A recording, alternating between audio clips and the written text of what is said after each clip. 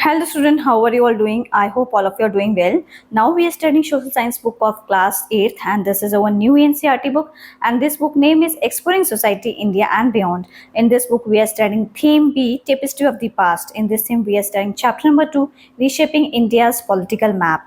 We have already complete explanation of this chapter in part 4 and this is part 5. In this video we will discuss exam based questions. It includes multiple choice questions, short answer questions and long answer questions. Now we will discuss. Okay, let us start. Question number 1, who was the founder of the Mughal empire in India?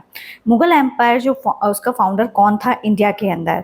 Akbar था, हुमायूं था, Babur, Shah Jahan? Answer this question Babur. Babur जो था वो founder था Mughal empire का India के अंदर। Question number 2, which Mughal empire introduce the mansabdari system? कौन सा मुगल एम्पायर था जिसने इंट्रोड्यूस किया था मनसबदारी सिस्टम को? Jahangir, Akbar, Aurangzeb, Babur? Answer this question is Akbar. Question number 3, what title did Alauddin Khilji assume? Sahanshah, Sikandar Saini, Badshah-e-Hind, Ghazi? Answer this question is Sikandar Saini का जो है टाइटल दिया गया था अलाउद्दीन खिलजी को. Okay. Question number 4, the Khalsa was founded by Guru Nanak, Guru Arjan, Guru Tegh Bahadur, Guru Gobind Singh? Answer this question is Guru Gobind Singh. Khalsa जो है उसकी नींव किसने रखी थी? खालसा की नींव रखी थी गुरु गोविंद सिंह ने. Okay.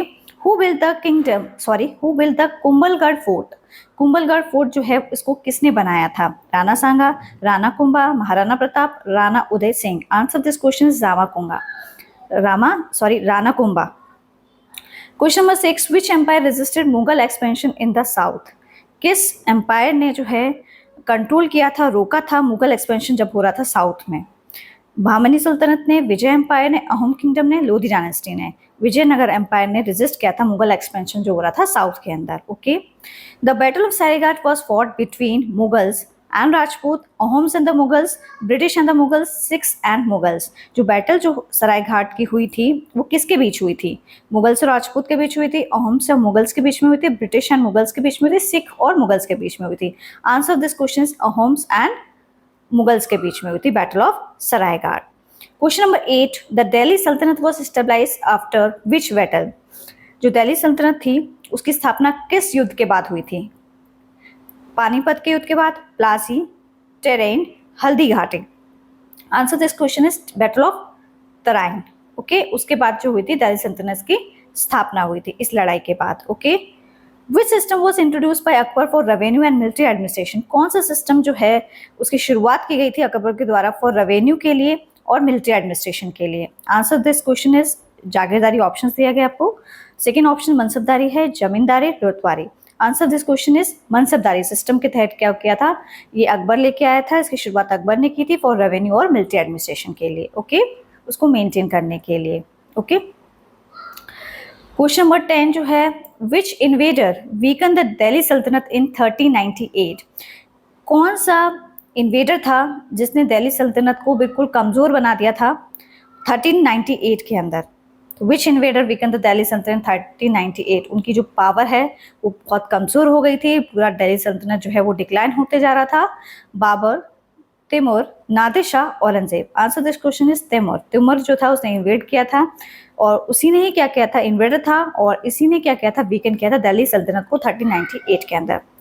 Question number 11, which kingdom in north east India maintain autonomy by defeating Mughals? कौन सा किंगडम था नॉर्थ ईस्ट इंडिया के अंदर जिसने अपनी ऑटोनॉमी बनाए रखी थी मुगल्स को हरा के? पूरा कंट्रोल जो है अपने खुद के हाथ में ले लिया था. ठीक है. ऑप्शन है इसका Ahom, Maratha, Sikh, Rajput? Answer this question is Ahom. Okay. Ahom kingdom in north east India maintain autonomy by defeating Mughals. The Bahmani Sultanate was located in North India, South India, East India, West India? जो बहमनी सल्तनत था वो कहाँ पे स्थित था? साउथ इंडिया के अंदर. Okay. Question number 13, who was the ruler when the Mughal empire was at its peak? कौन रूलर था जब मुगल एम्पायर जो है अपने पीक पे था? उस टाइम पे कौन रूलर था?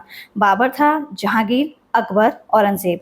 जब मुगल एम्पायर जो है बहुत ज़्यादा पीक पे था, उसका बहुत ज़्यादा उसने अपनी टेरिटरी को एक्सटेंड कर लिया था, उसने अपने किंगडम को बहुत ज़्यादा एक्सटेंड कर लिया था, उस टाइम पे कौन रूलर था? उस टाइम पे औरंगजेब था. Okay. Now we will see question number 14. Okay.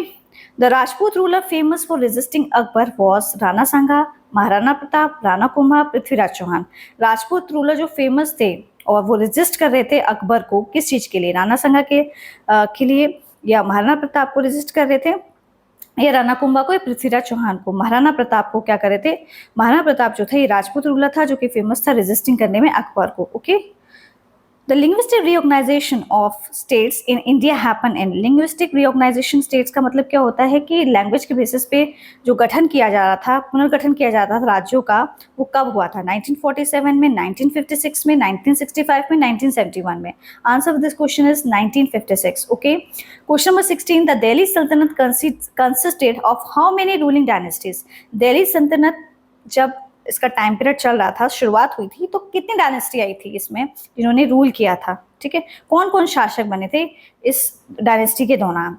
तो आंसर है इसमें ये बोला है कि कितनी डायनेस्टी थे, उसके नंबर्स दिए गए हैं 3, 4, 5, 6। तो आंसर है 5 जो है डायनेस्टीज आई थी दिल्ली सल्तनत के पीरियड के टाइम पे। फर्स्ट है मुगलक डायनेस्टी, सेकेंड है खिलजी डायनेस्टी, और थर्ड है तुगलक डायनेस्टी, फोर्थ है सैयद डायनेस्टी, और फिफ्थ वन है लोधीज। ओके, जिसको हम बोलते हैं Ibrahim Lodhi. Okay, question number 17, who was the last ruler of the Lodhi dynasty.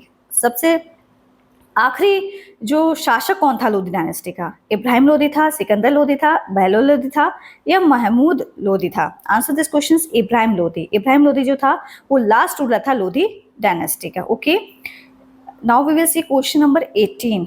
Okay, the famous Mughal architecture contribution during Akbar's reign is. जो फेमस मुगल आर्किटेक्चर था उस टाइम पे, बहुत ज़्यादा अकबर के टाइम पे जो है मुगल आर्किटेक्चर जो था वो काफ़ी ज़्यादा फ्लोरिश हो रहा था। तो उस टाइम पे मतलब कि इसमें पूछा है कि कौन सा आर्किटेक्चर जो है वो अकबर के राज्य में बनाया गया था, वो फेमस भी था। Taj Mahal, red fort, Fatehpur Sikri, Qutub Minar. Answer of this question is Fatehpur Sikri. Okay, और आपको पता होगा जो ताजमहल था ये तो शाहजहां ने ये वाला आर्किटेक्चर बिल्ड करवाया था। Question number 19, which ruler introduce Sulh Kul policy of religious tolerance. कौन सा रूलर जो था वो उसने शुरुआत की थी सुलह कुल पॉलिसी, जो धर्म से संबंधित जो लोग अत्याचार सह रहे थे उनसे रिलेटेड। तो कौन सा रूलर था जिसने इंट्रोड्यूस की थी, अकबर लेके आया था इसको। ओके, आंसर है इसका Akbar. Akbar ruler introduce Sulh Kul policy of religious tolerance. जो लोग जिनको जबरदस्ती जो है हिंदू धर्म में जिनको हिंदू लोगों को जबरदस्ती मुस्लिम में कन्वर्ट किया जाता था, तो उसके लिए जो है अकबर जो है सुलह कुल पॉलिसी लेके आया था।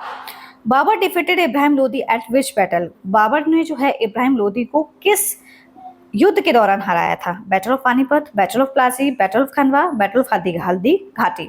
Answer this question is battle of Panipat जो है इसके दौरान क्या हुआ था, इस लड़ाई के दौरान क्या था, बाबर ने इब्राहिम लोधी को हराया था।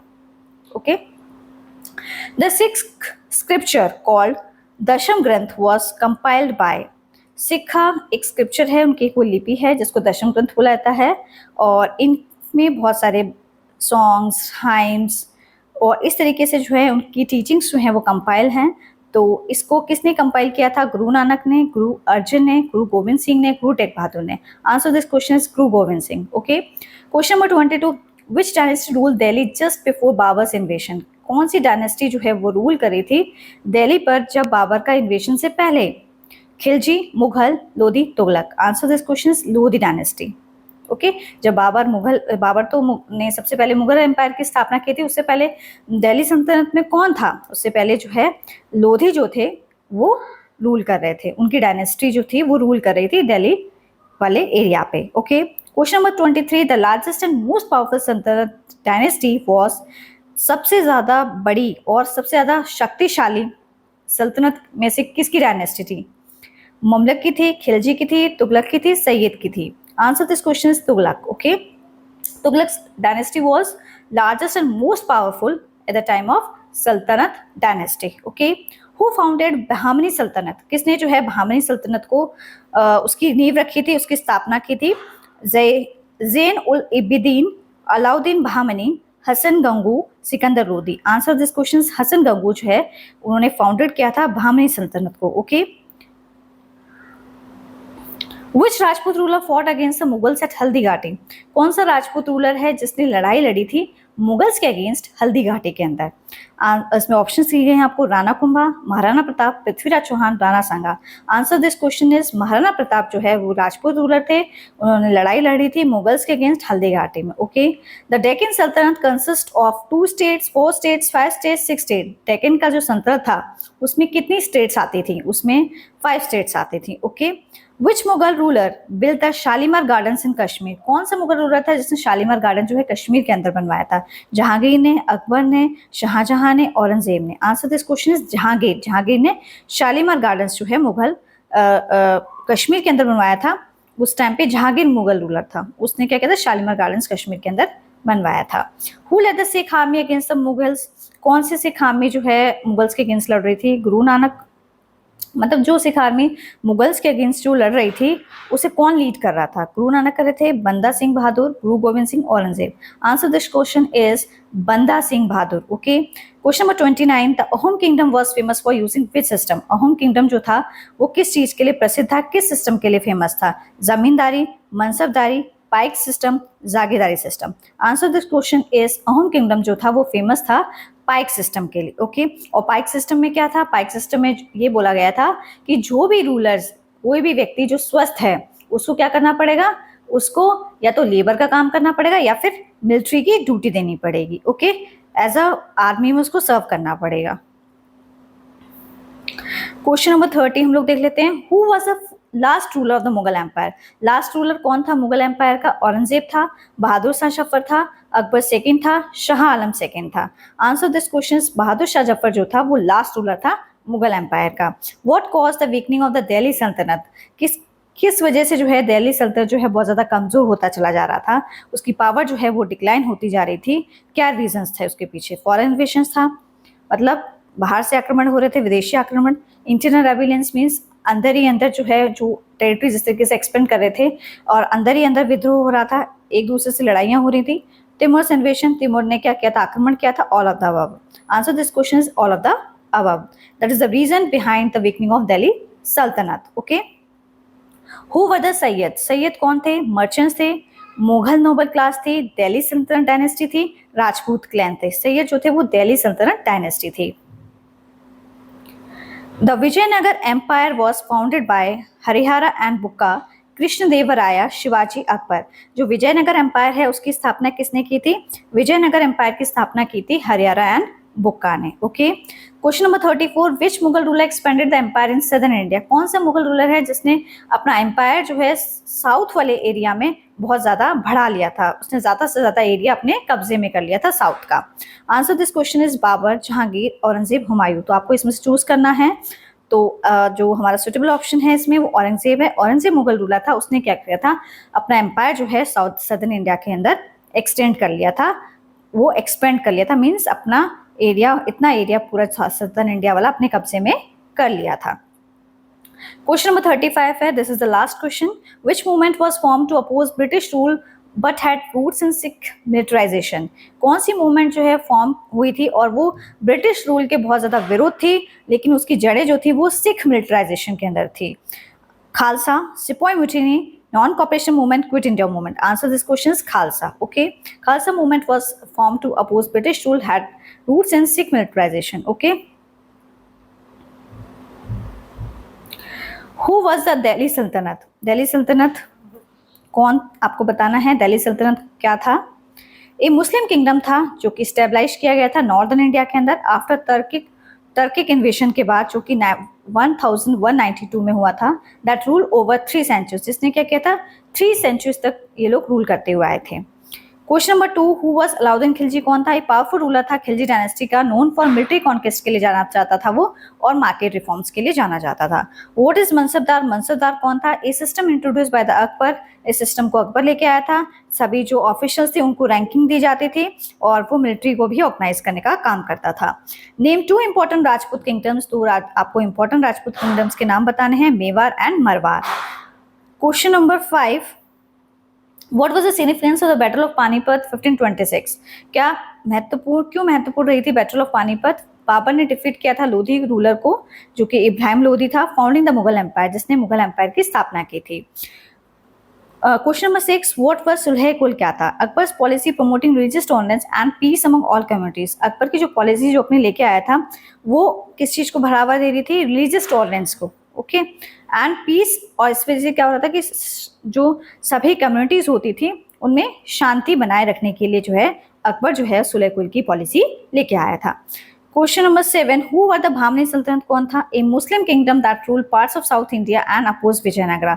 ऐसा मुस्लिम किंगडम इस तरीके से रूल कर रहे थे साउथ इंडिया वाले पार्ट में, और विजयनगर जो एम्पायर था उसको अपोज किया जा रहा था।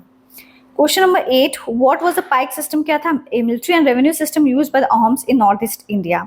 जो मिलिट्री और रेवेन्यू का सिस्टम जो अहोम्स लेके आए थे नॉर्थ ईस्ट इंडिया के अंदर, उसको हम पाइक सिस्टम बोलते हैं।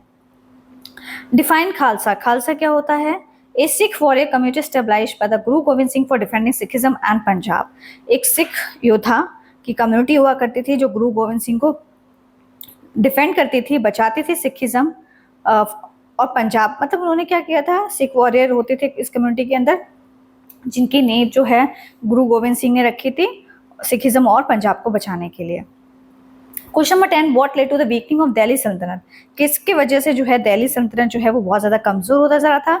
इन्वेशन किया गया था तैमूर के जरिए, इंटरनल रिवोल्ट्स हुए थे, अंदर जो है आपस में ही आक्रमण हो रहे थे, एक दूसरे को लड़ाइयां हो रही थी, एक end decline of centralise power. और सेंट्रलाइज पावर जो थी जो केंद्र में सरकार मतलब शक्तियां थी एक ही व्यक्ति के पास। What role did the Rajput plays during Mughal expansion? कौन सा रोल जो है राजपूत प्ले करे थे मुगल एक्सपेंशन के दौरान? They resist the Mughals and sought to maintain their kingdoms. उन्होंने मुगल्स को मना कर दिया था और रेजिस्ट रोका था उन्होंने, and sought to maintain their kingdoms, और उन्होंने इस तरीके से फिर अपना किंगडम जो है वो मेंटेन कर लिया था। Question number 12, who was the last ruler of the Mughal empire? कौन था? बहादुर शाह जफर थे। Mention one key feature of Mughal administration. आपको एक की फीचर बताना है मुगल एडमिनिस्ट्रेशन का। वो मनसबदारी सिस्टम था जिसमें रैंकिंग की जाती थी नॉर्मल्स को एंड मिलिट्री लीडर्स के लिए। How did foreign इन्वेशन reshape India's political map? किस तरीके से जो बाहर से जो आक्रमण हो रहे थे वो कैसे, उसकी वजह से क्यों जो है इंडिया का पॉलिटिकल मैप जो है बार बार बदल रहा था, उसका जो आकार है वो बार बार चेंज हो रहा था। दे ब्रॉट न्यू रूलर्स, क्योंकि नए नए रूलर्स आ रहे थे और डायनेस्टी जो थी उसकी वजह से जो उनकी बाउंड्रीज थी, जो जहाँ तक उन्होंने एरिया एक्सपेंड कर लिया था जल्दी से जल्दी, उस वजह से जो है ये रीशेप हो रहा था इंडिया का political map. Question number 15, name two major battles involving Rajput and Mughals. आपको दो ऐसी लड़ाइयां बतानी है जो राजपूत और मुगल्स के बीच में हुई थी, battle of Haldi Ghati and battle of Khanwa. When was the linguistic reorganization of Indian states? Linguistic reorganization Indian states का 1956 में हुआ था। मुगल एम्पायर की स्थापना किसने की थी? बाबर ने की थी। What is the significance of Fatehpur Sikri की क्या सिग्निफिकेंस है? फतेहपुर सिकरी जो है उसकी सिग्निफिकेंस क्या है? हाँ, Akbar imperial capital demonstrating Mughal architecture. ये अकबर की कैपिटल रहा करती थी और यहाँ पे मुगल आर्किटेक्चर जो है बहुत उस पर बहुत ज़्यादा काम हुआ था। Question number 19, what was the economic impact of invasions? क्या प्रभाव पड़ा था जब आक्रमण हो रहे थे, उसका क्या प्रभाव पड़ा था आर्थिक स्थिति के ऊपर? Disruption of trade and agriculture, trade जो है डिस्टर्ब हो रहा था, एग्रीकल्चर पे भी बहुत ज़्यादा प्रभाव पड़ा था, but also periods of growth under stable empire. लेकिन जो पीरियड था ग्रोथ का वो कुछ एम्पायर के आने से स्टेबल हो गया था। क्वेश्चन नंबर 20, ठीक है, क्वेश्चन नंबर 20 कहाँ से आ गया अभी इसमें? Khalsa who was the last ruler, ये तो हमने पढ़ लिए थे क्वेश्चंस। हाँ, 20 क्वेश्चन है इसमें। What role did the Sikh play during Mughal rule? Sikh ने क्या रोल प्ले किया था मुगल साम्राज्य का जब शासन चल रहा था, तब सिखों का क्या रोल था? दे रेजिस्ट ऑपरेशन, उन्होंने मना किया, रोका ऑपरेशन के लिए जो अत्याचार हो रहे थे। अनएस्टेब्लिश्ड मिलिट्री स्ट्रेंथ को, अपनी मिलिट्री पावर को दिखाया अंडर Guru Gobind Singh. Which group defeated Mughals at Saraighat? किस ग्रुप ने मुगल्स को सरायघाट पर हराया था? अहोम्स ने। What was the role of regional kingdom in medieval India? क्या रोल था रीजनल किंगडम्स का मिडवल इंडिया के अंदर? रेजिस्टेड सेंट्रल एम्पायर, उन्होंने जो है अपने एम्पायर जो है वो सेंट्रल एम्पायर जो है वो रेजिस्ट कर लिए थे और उस तरीके से क्या हो रहा था, रीशेप हो रही थी local politics. Name the 5 dynasties of Delhi सल्तनत। कौन कौन सी डायनेस्टी थी दिल्ली सल्तनत के अंदर? Mamluk dynasty, Khilji, Tughlaq, Sayyid, Lodi. Who was Maharana Pratap? Maharana Pratap कौन था? ये Rajput king known for his resistance to Akbar. एक राजपूत किंग था जो कि अपने रेजिस्टेंस के लिए जाना जाता था अकबर तक। What was the importance of trade during Mughal expansion? Sorry, एक क्वेश्चन फिर से रिपीट हो गए। हाँ, what is the importance of trade क्या थी मुगल रूल के दौरान? It brought prosperity and culture heritage. ये हमारी जो एक ट्रेड है हमारी इकोनॉमी को फल फूल कर रही थी, समृद्धि बना रही थी और कल्चर एक्सचेंज भी हो रहा था। ओके, उस टाइम पे हम लोग जो नए कल्चर्स थे और जो पुराने कल्चर मिक्स हो गए थे। ओके, ठीक है। व्हाट इज अ सल्तनत? सल्तनत क्या है? किंगडम जो रूल किया जाता था सल्तनत के सुल्तान के द्वारा, specially in middle Islamic India, middle time period पे। Okay, name a significant battle fought by Babur in India. कौन सी लड़ाई जो है बाबर ने लड़ी थी? बैटल ऑफ पानीपत में उसने युद्ध लड़ा था। Question number 28, what was Timur's impact on India? Timur का क्या प्रभाव पड़ा था इंडिया के ऊपर? His invasion weaken the Delhi सल्तनत। उसके आक्रमण, तिमुर के आक्रमण के वजह से, तिमुर ने हमला किया था, उसके वजह से दिल्ली सल्तनत जो है बहुत ज्यादा कमजोर हो गया था। Who were the खिलजीज? खिलजीज कौन थे? डायनेस्टी ऑफ दिल्ली सल्तनत नोन फॉर मिलिट्री एक्सपेंशन। एक डायनेस्टी थी दिल्ली सल्तनत की जो कि उसके पास क्या थी? मिलिट्री एक्सपेंशन बहुत ज़्यादा था। उनको सब टेक्निक्स बताती थी कैसे वॉर लड़नी है, क्या उनके पास वेपन्स होने चाहिए, किस तरीके से किस टेक्नोलॉजी को यूज़ करना है। तो ये खिलजी जो थी इस डायनेस्टी के पास जो है बहुत ज़्यादा मिलिट्री एक्सपेंशन था, उसको अच्छी नॉलेज भी थी। What role did the Vijayanagara empire play? क्या रोल प्ले किया विजयनगर एम्पायर ने? रजिस्टेड मुस्लिम इन्वेशन को रोका गया and preserve Hindu culture in south India. South India के अंदर जो हिंदू कल्चर है, भारतीय संस्कृति है, सॉरी जो हिंदू धर्म की संस्कृति है उसको बनाए रखा, उसको संरक्षित रखा। अब जो है हम लोग long answer type questions discuss करने वाले हैं। इसमें 20 क्वेश्चंस हैं। ओके, तो फर्स्ट क्वेश्चन है, how did foreign invasion change India's political map between 11th and 17th century? किस तरीके से जो फॉरेन इन्वेशन हो रहे थे और उस वजह से क्या हो रहा था कि जो इंडिया का पॉलिटिकल मैप है वो बार बार बदल रहा था 11th सेंचुरी से लेकर 17th सेंचुरी तक। Foreign invasion specially by Turkic and Afghan rulers. जो फॉरेन इन्वेशन हो रहे थे वो स्पेशली टर्किक और अफगान रूलर्स के थ्रू हो रहे थे। Led to the establishment of Delhi Sultanat. उसी वजह से क्या होता है दिल्ली सल्तनत की स्थापना हुई थी। The rise of the Mughal empire under Babur for the unified large parts of India. और इस वजह से क्या होगा, मुगल एम्पायर राइज हुआ अंडर बाबर और बहुत सारे पार्ट्स ऑफ इंडिया के अंदर। और however many regional kingdoms like Rajput, Ahom, Vijayanagara and Deccan sultanate maintain autonomy. इस तरीके के कुछ किंगडम्स आए, राजपूत के किंगडम्स, अहोम से किंगडम्स, विजयनगर, डेक्कन सल्तनत, इन्होंने क्या की ऑटोनॉमी मेंटेन करके रखी, resulting in a fragmented but, लेकिन इसका परिणाम तो है धीरे धीरे ये टूटता चला गया। Dynamic political map is characterized by shifting alliances. और कभी कभी अलायंसेस को शिफ्ट करना पड़ा और लड़ाइयाँ हुई, बैटल्स हुए। This इन्वेशन also ushered new administrative system. उस वजह से क्या हुआ, आक्रमणकारियों की वजह से एक नया प्रशासनिक ढांचा लाना पड़ा। And culture influences shaping medieval India's polity. और जो सांस्कृतिक प्रभाव था वो भी उसकी वजह से भी क्या हो रहा था, मिडवेल इंडिया की पॉलिटी पे बहुत ज़्यादा चेंज देखने को मिल रहा था। क्वेश्चन नंबर 2 है, describe the mansabdari system introduce bye Akbar and significance. मनसबदारी system क्या है? मनसबदारी सिस्टम जो है इसको अकबर लेके आया था, इसकी क्या इंपॉर्टेंस है?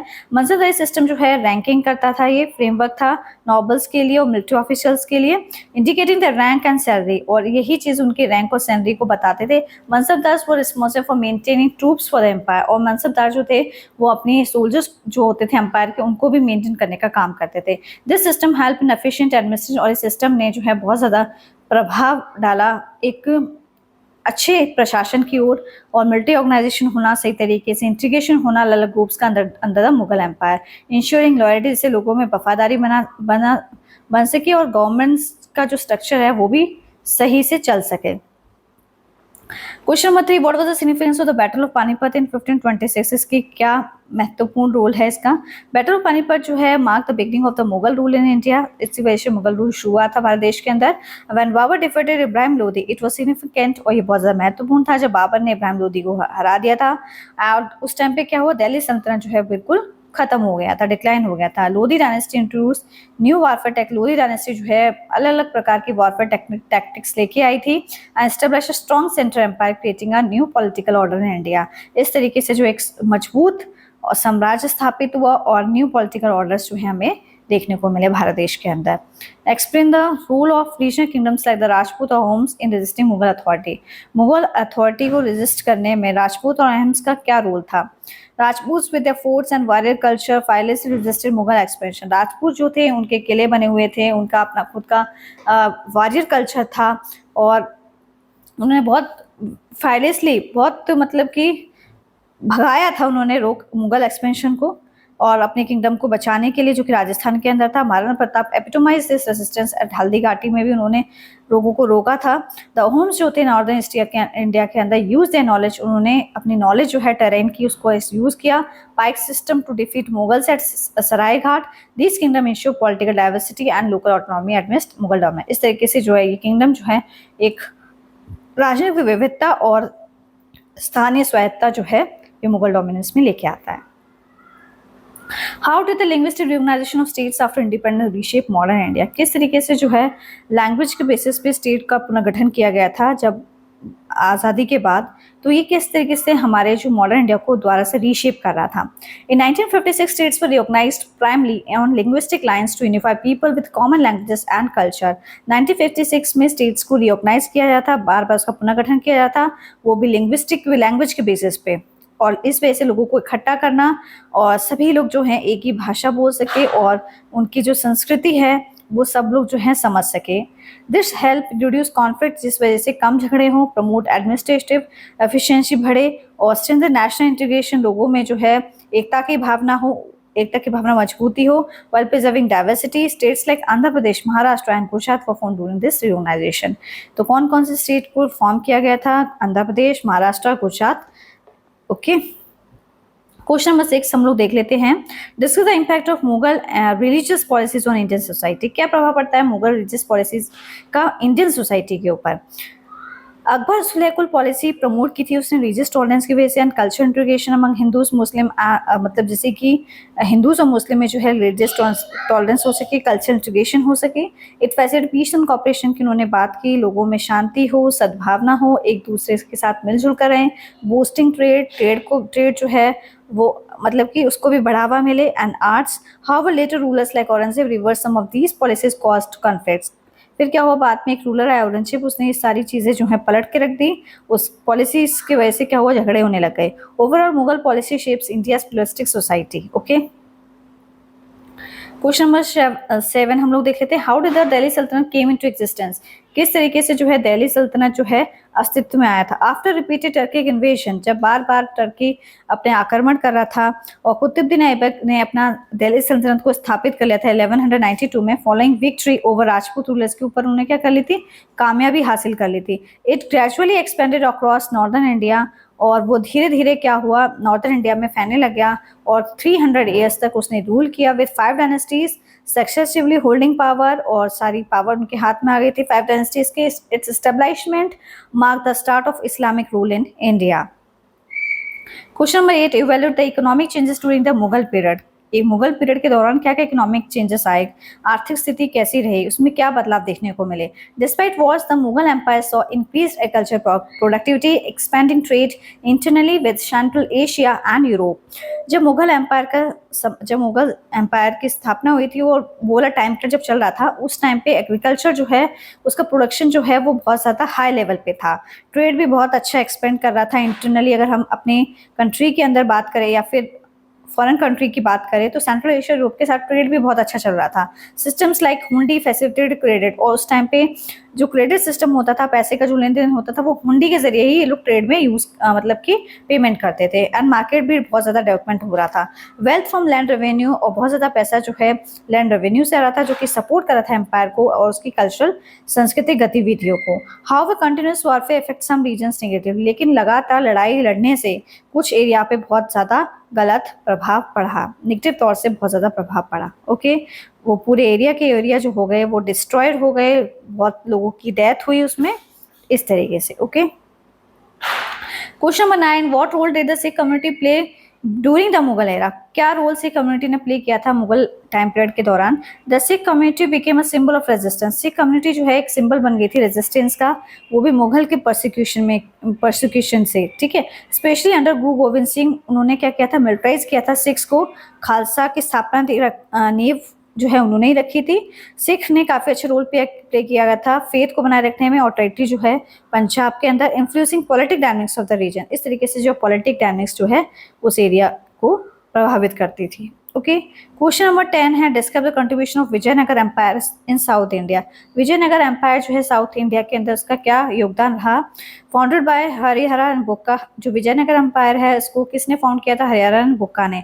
The Vijayanagara empire preserve Hindu culture, और उन्हें हिंदू कल्चर को जो मतलब हिंदू की जो संस्कृति थी, जो उनकी परंपराएं थी, उनको बहुत संरक्षित रखा, रेजिस्ट मुस्लिम इन्वेजन को रोका एंड प्रमोट ट्रेड को बढ़ावा दिया एंड आर्ट को। It was a powerful political और कल्चरल सेंटर था साउथ इंडिया के अंदर, ठीक है, विद सोफिस्टिकेटेड एडमिनिस्ट्रेशन था उस टाइम पे। Okay, question number 11, what challenges did the Delhi सल्तनत फेस इंटरनली। क्या क्या दिल्ली सल्तनत ने जो है इंटरनली चैलेंजेस फेस की, क्या क्या कौन कौन सी चुनौतियों का सामना करना पड़ा था दिल्ली सल्तनत को। सल्तनत डील विद फैक्टरलिज्म, जो सल्तनत है वो फैक्टरलिज्म से डील कर रहा था। बहुत सारे लड़ाई झगड़े हो रहे थे और बड़े बड़े ऑफिसर्स के साथ, रीजनल गवर्नर्स के साथ, बहुत सारी मुसीबतें उसे सेंट्रल अथॉरिटीज से उसे बहुत ज़्यादा चुनौतियाँ दे रही थी। इकोनॉमिक डिफिकल्टीज हो गई थी और इन्वेशंस भी हो रहे थे, जैसे कि तैमूर ने इन्वेशन किया था, उसी वजह से क्या हो गया था, सारी टेरिटरीज जो है वो उसने तैमूर ने अपने कब्जे में ले ली थी और इस वजह से दिल्ली सल्तनत जो है वो कमजोर हो गया था। पाइक सिस्टम क्या होता है, पाइक सिस्टम सिग्निफिकेंस क्या है पाइक सिस्टम की। तो पाइक सिस्टम जो है ये मिलिट्री और लेबर ऑर्गेनाइजेशन होती थी जिसको कि अहोम्स लेके आए थे।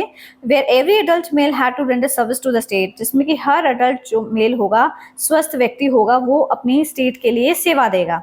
This system help maintain a strong defence and effective administration, और इस सिस्टम ने जो है एक स्ट्रॉन्ग डिफेंस जो है वो तैयार किया, मजबूत मिलिट्री पावर्स जो है बहुत ज़्यादा जो है मिलिट्री जो स्ट्रैटेजी थी वो बहुत ज़्यादा स्ट्रॉन्ग हुई और एक इफेक्टिव एडमिनिस्ट्रेशन जो है वो फॉर्म हुआ।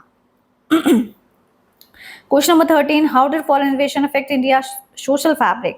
किस तरीके से जो बाहरी आक्रमण हो रहे थे उसके जो इंडिया के सोशल फैब्रिक पे कैसे प्रभाव पड़ रहा था। इन्वेजन ब्रॉड कल्चर, इन्वेजन जो हो रहे थे उससे कल्चर एक्सचेंजेस आ रहे थे, हम लोग अपनी चीज़ें उनको दे रहे थे और वो हमारी चीज़ें ले रहे थे, इम्पोर्ट एक्सपोर्ट हो रहा था।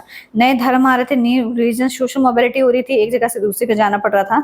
However they also cause destruction of temples, बहुत सारे टेम्पल्स को नष्ट कर रहे थे, डिस्प्लेसमेंट हो रहा था, उस वजह से एक जगह से दूसरी जगह मूव करना पड़ रहा था और झगड़े होते थे, leading to a complex social mosaic. Okay, question number 14 है हु वाज तिमूर, कौन था, what was his impact on India. Timur जो था वो सेंट्रल एशियन का लीडर था, उसने दिल्ली सल्तनत को हराया था 1398 के दौरान और उसकी वजह से बहुत ज़्यादा तबाही हुई थी, बहुत, और उस वजह से दिल्ली सल्तनत की पावर जो थी वो बहुत ज़्यादा कमज़ोर हो गई थी, डिक्लाइन हो गई थी और फिर राइज हुआ था मुगल पावर का।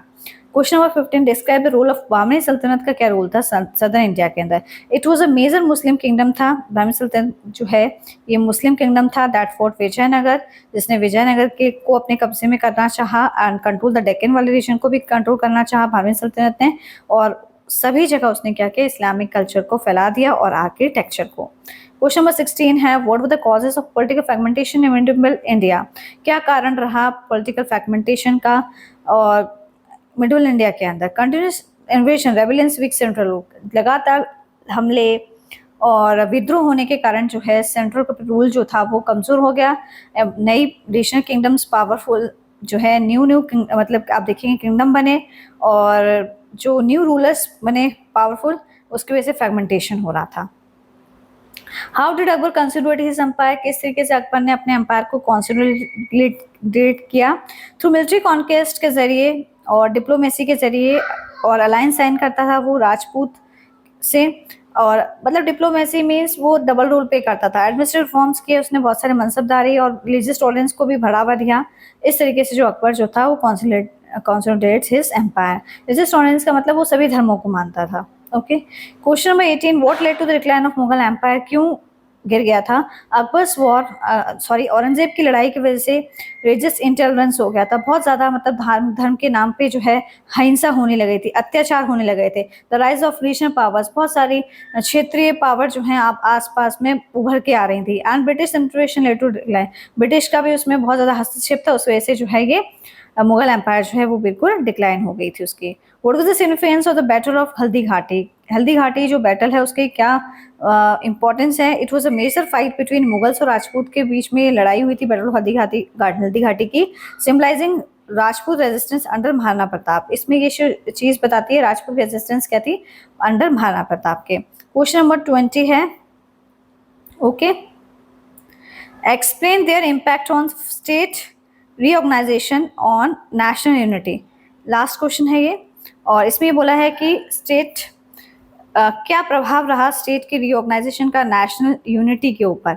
तो मैं आपको बता देती हूँ, इस स्ट्रेंथन लिंग्विस्टिक आइडेंटिटीज, इससे जो भाषाई पे आधारित जो स्टेट थे वो उनको जो है एक पावर मिली, ठीक है, और एक वो अपना एक स्वयं जो है अपने आप में एक स्टेट बनी, बट फॉर मोर डेमोक्रेसी, और इस चीज़ से लोकतंत्र को बढ़ावा मिला एंड यूनिटी, और लोगों के बीच में यूनिटी हुई, एकोमोडेशन रिड्यूसिंग कॉन्फ्लिक्ट, और इससे क्या हुआ, लोगों के बीच में झगड़े भी कम हुए। ओके, एक दूसरे को लोगों ने क्या किया, हेल्प की, कम्युनिटी डाइवर्सिटी, विभिन्न प्रकार के लोग जो एक साथ रह रहे थे वो सब मिलके एक साथ रहने लगे, उन्होंने एडजस्टमेंट किए और बहुत कम जो है वो झगड़े हुए थे।